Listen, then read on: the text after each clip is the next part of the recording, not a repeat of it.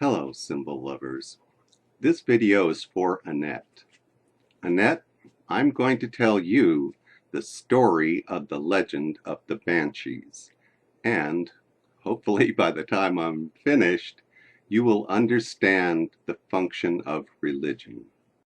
The story takes place in the Bronze Age, when 99% of the people all lived in mud huts, and all the mud huts were on the edge of some wilderness somewhere.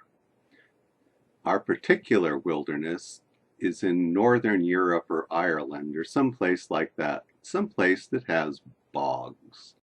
You, Annette, have been born into one of those mud huts, and you have two loving parents and a reasonably happy childhood, except on nights of a full moon, sometimes you wake up and you hear wailing and screaming and just spine-tingling noises. And you ask your parents, "What is that?" And they tell you it's the cry of the Banshees.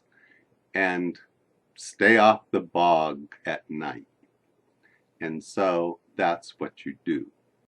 As you get older, however, you begin helping the family with the hunting and gathering, and you like to go out on the bog and gather up turtles so you can write clever things on their backs and sell them at fairs. So one day you're out grubbing for turtles when you realize it's late and the moon is up, and you can see figures on the path walking out to the bog. And you realize it's the Banshees. And maybe your father suddenly shows up and grabs you and tosses you off the road and tells you not to look up as the Banshees pass. And then he drags you back to the house and warns you again not to be out on the bog when there's a full moon. And never look in the face of a banshee. Always hide your eyes. So finally the day comes when you've blossomed into a beautiful young lady, and your family takes you down to the next row of mud huts and trades you for several goats. So you're going to be married. But before you're married, they sit you down and have a talk with you. And the talk goes something like this. Annette, you're 15 years old now and about to be married, and we couldn't be happier.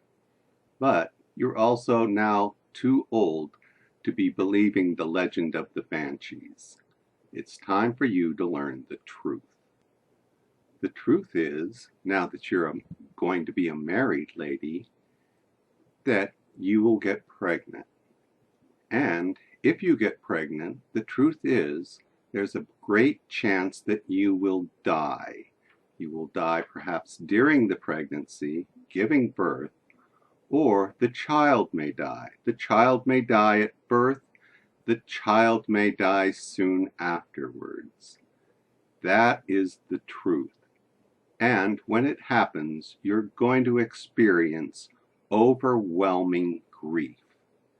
But living in a mud hut society as we do, we've found that the best way of coping with grief is screaming our lungs out, screaming our hearts out. However, this activity is a little unsettling to the rest of the village. And so, what we've agreed upon is on nights of a full moon, anyone who needs to can join the rest of the villagers out on the bog and scream their guts out. It's up to the rest of us to hide their identity and leave them in peace. The legend of the Banshees is a social engineering system we've developed while we're working on the problem of our huge child mortality rate. So please play along, or at least as long as this crisis lasts. And that's the story of the legend of the Banshees. So the Bible, for instance, is loaded with a bunch of social engineering. For instance, the business about not eating pork. That has all kinds of interesting applications. For one thing, it's a test of your sincerity. You don't have to give up meat.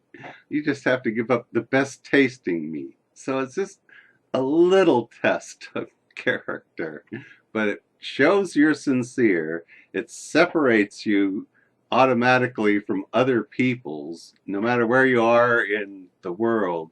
A Jew can identify another Jew if it's someone who is bypassing pork, that wonderful meat.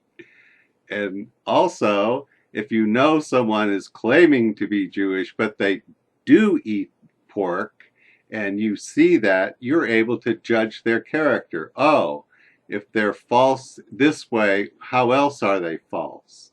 And so it's a way of socially marking people, and it's also a way of joining socially. I will go along with this, even though it cannot possibly make any difference to God. It becomes this really practical cultural thing.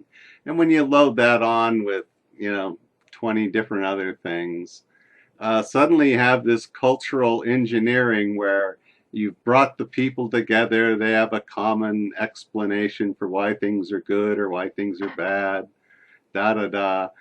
And it's all baked into the Word of God that it's almost like a conspiracy to go along with because it's within everyone's interests, especially in a primitive society. I'll give you one more example because it's funny. Uh, and that is, imagine yourself as a gay man in the Middle Ages and think about what your choices were. The church burned homosexuals to death on the one hand, so you probably didn't want to go too public with it.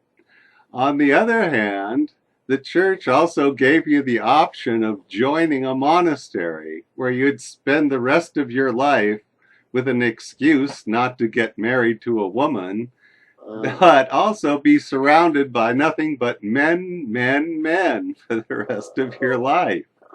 And Christianity didn't have to make sense to you, it was based on faith. Thinking had nothing to do with it. You just had to go along. So why not go along?